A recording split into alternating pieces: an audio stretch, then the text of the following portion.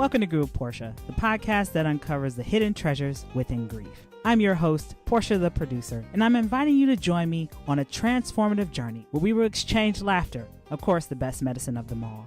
Reflect on cherished memories. Remember that time that the little boy grabbed my hand instead of his mother's at the amusement park? Yikes. And of course, discover gratitude while navigating one of life's hardest challenges, loss. So get ready to grow with me, Portia the producer. Let's dive in.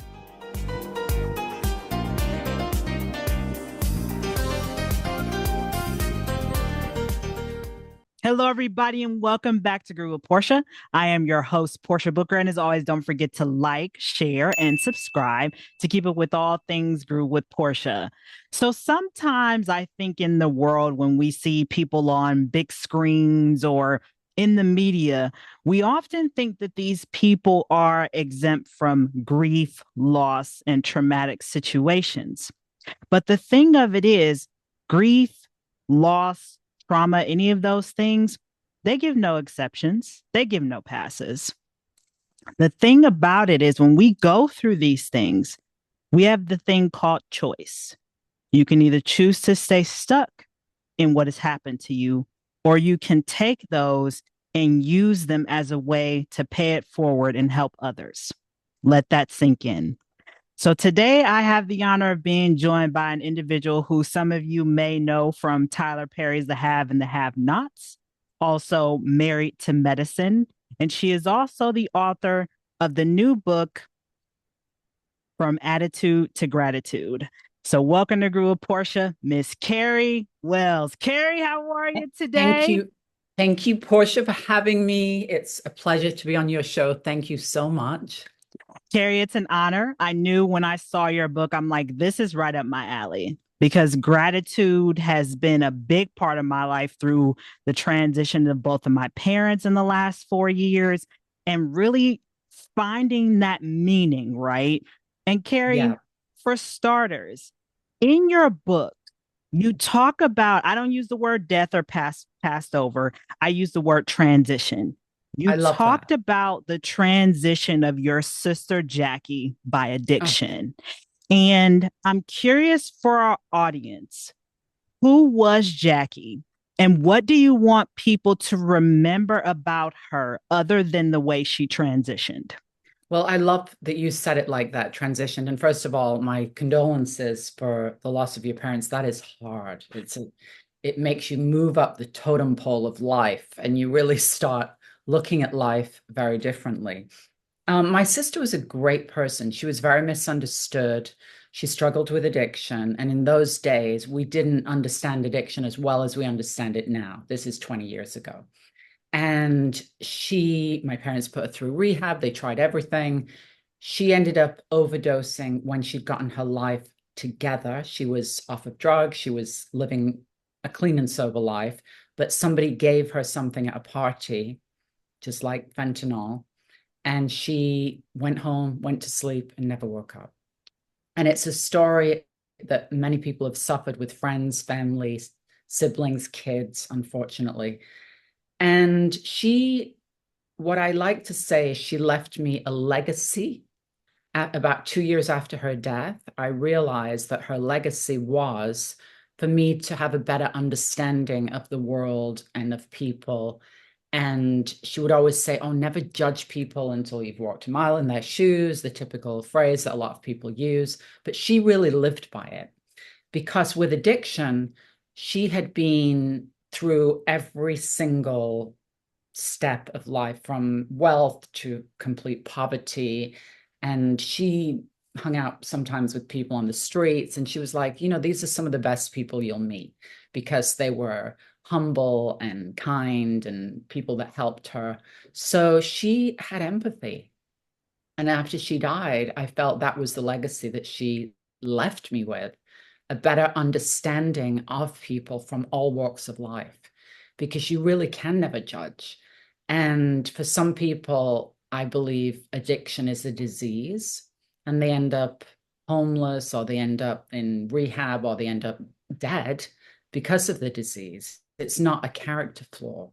And I think a lot of people misunderstood her and thought, oh, even herself thinking, oh, if I could just stop, if I could just get clean and sober, I would be a better person.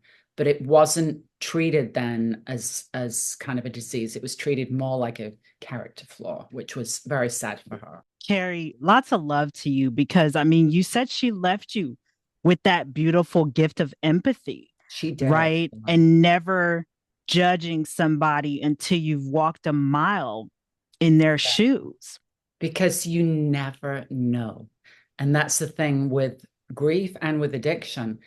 It picks anybody. It can be any family, they've brought up their kids, they've tried to do the best, they've tried to teach them about drugs, they've tried to, teach them about addiction, but it can still hit families hard that have tried everything. And I think a lot of parents, like my parents, blamed themselves. We should have done Mm. this, we should have done that. My dad was, I should have been stricter. My mom was like, I should have been kinder. And it was just this very difficult time for our family, all of us looking inward and saying, how could we have saved her? And I'm sure a lot of families go through that. And it's often there's nothing you can do. But yeah, grief is like peeling the layers of an onion. It's not here you are and then you're recovered from grief. It's these layers of recovery that you really never get over the loss of that person. You just learn to live with it. And I'm sure for yourself with your parents, it's been just a long transition. Yes, And that's not what, yeah. completely uphill. It's like this. You're better and you're not. You're better and you're not. So it's hard. And thank you for doing a podcast and bringing awareness because so many people suffer in silence. Yes. And I think when we have community, we are more on a path to healing. Mm-hmm. And talking about it. I think Yeah. too, Carrie, when I was reading your book, you mentioned about grief being that teacher for you and how you were really stuck in the Yeah. bargaining stage, Oh my God. Oh, right? The what if I could have, as you mentioned, your parents, what if yeah. I could have done this? How come I didn't see that? That day, had she have gone here instead of there, if I'd have, woken her up in the night and just so many things, the bargaining. Well, I talk about the 5 stages of grief. It's not like they come one after another. Right. They're not linear. Oh God, no. And the bargaining can last the longest. And for some people, I know I have friends that have lost a child and they live in constant agony and resentment and that's sometimes the hardest phase to get past. And Carrie, what was that bargaining for you? And how did you see that grief would eventually be that great teacher for you? It was slow, I would say. It wasn't like a light switch. It was as I walked through my own path and met people and talked to people, I realized I looked at the world differently and I Mm, saw the world differently as far as not judging people. And I would see somebody on the street that, normally you might cross over the street because they're on drugs or something. And I think, what has that person lived? What is their life like? How did they end up here? And it just gave it gave me a very different view of the world and of people. And that was something I learned slowly and it remained with me. And to this day, I still, thanks to her, never judge anyone that I see like that because you just never know how they ended up there. yeah. My mom used to say the same thing that you never know what somebody has gone through. So always put compassion, love, kindness as the forefront. Essentially, that's your business card, right? And Yes, Carrie, something else I know, you survived some type of traumatic assault. I did. Yeah. And Carrie, for you, how did you continue to keep that lens of compassion and love into the world, considering that your trust might have been broken with society from that? It was. I mean, I was living in Atlanta in my dream home, and my kids were in great school, and we had our life, and my husband had his practice. And overnight, it ended because after the robbery, before the guys were caught, They had my information. They knew where I lived. I'd seen their faces. They'd shot people. I thought they're going to come and kill me. So I was living, I would say, in fear the whole time that they were going to come back and kill me. And it kind of broke my world and my safety and my security as I knew it. My dream home was no longer my dream home. It was like this prison of how would I get out of here if they come in the night? And it wasn't until they were caught that I could really start to work on my own healing.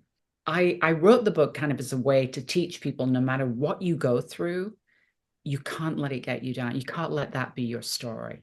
You can't let that be your end story. It can be your story, but it's not going to define you and how you live your life.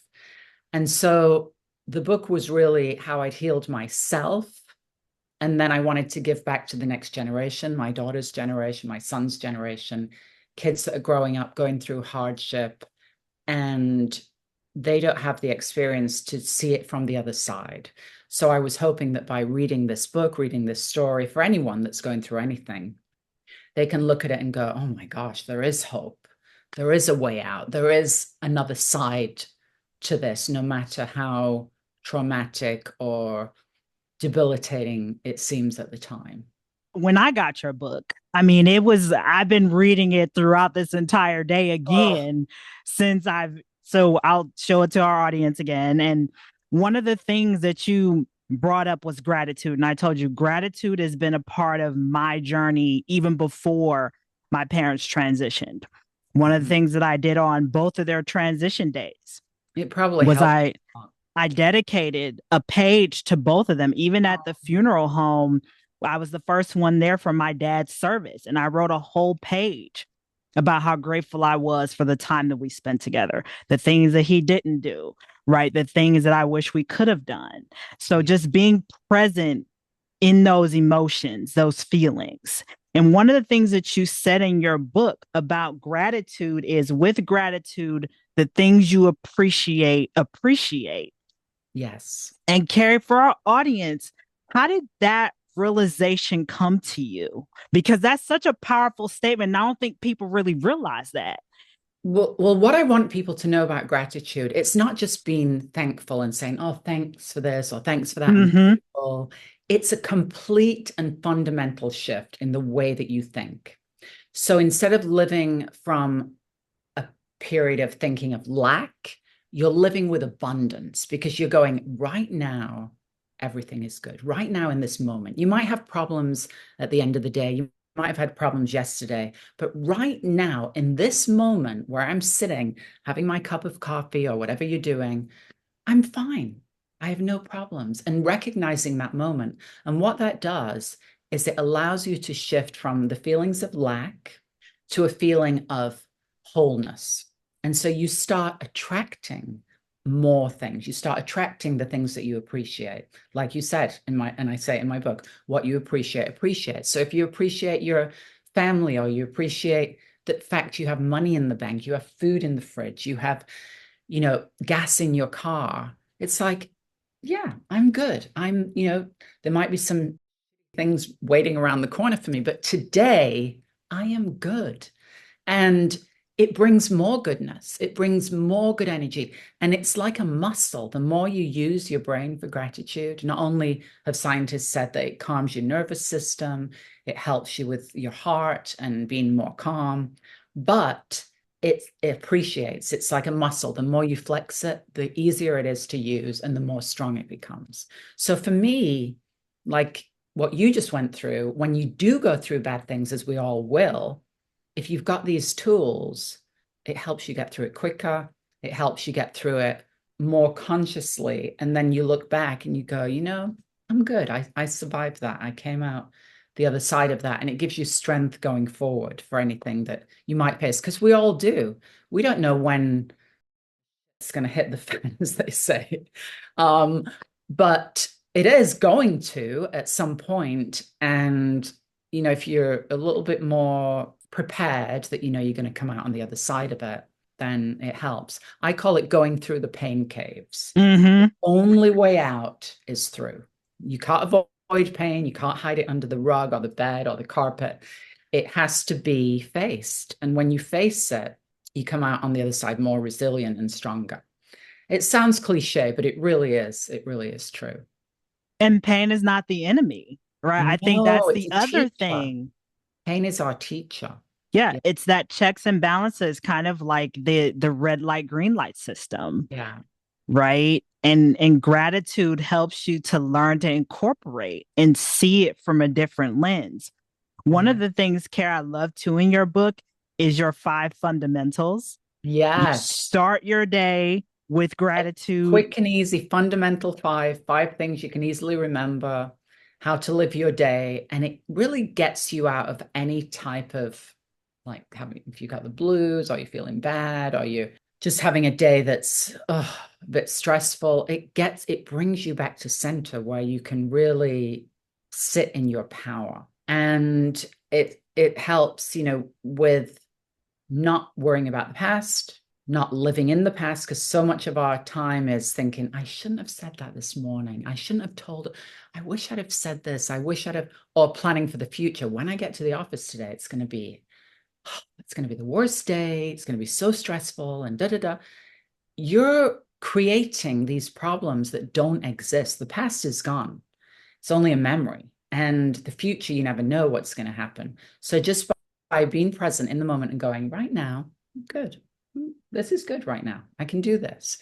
And just one foot in front of the other and it helps you learn to bring yourself back to present moment awareness, which in the present moment, generally, unless your house is burning down. But even if your house is burning down, you can go, okay, right now I'm good. I'm about to run out my house and save myself. But checking your own pulse and being just like taking a minute, it really helps you in all situations, emergencies or grief or trauma, just to be a little bit more together and a little bit more centered. Yeah, Carrie, we're on the same page because when I read that, I said, this is literally speaking my routine I where love I that. start my day with gratitude. Yeah. I may not always write it down, but when I lay my head down, I Yeah. say, thank you for the conversation that I had with this person. Yeah. Thank you for not being hit on the freeway by the semi truck, Yes.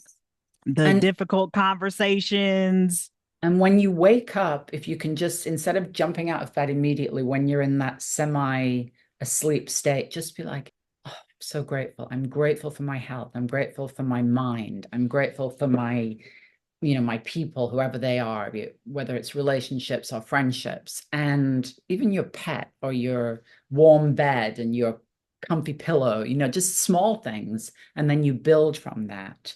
But there's so many things to be grateful for. And if I can't sleep, I try and make a list. I get to 10. Sometimes I've even got to 100, like just trying to think of, and then you normally asleep. Carrie, I'll have to send you my gratitude wheel that I created. So I it's would the love that. ABCs of gratitude, and you spin the wheel, and it's a fun game to play. And I people love have to that. say something that they're grateful for in their life that begins with each letter, right? So people tend to struggle with what the letter X, the letter Yes. Q, and I did this at a grief retreat several Oh, years ago I think it landed on the letter T for me one time. And I said, you know what? I'm grateful for tweezers, so I don't have the whisker clan when I'm talking to people.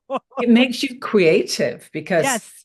sometimes you have to think, you get to so many and you're like, what can I be grateful for? I'm grateful that I'm not having some of the problems I've had in the past. It can be, just I'm grateful that right now this is not happening to me, whatever it is. And I love that. X Yeah. can be for I'm not having x-rays for broken bones, right now, because many people are. And I don't have a crazy ex. I got rid of him.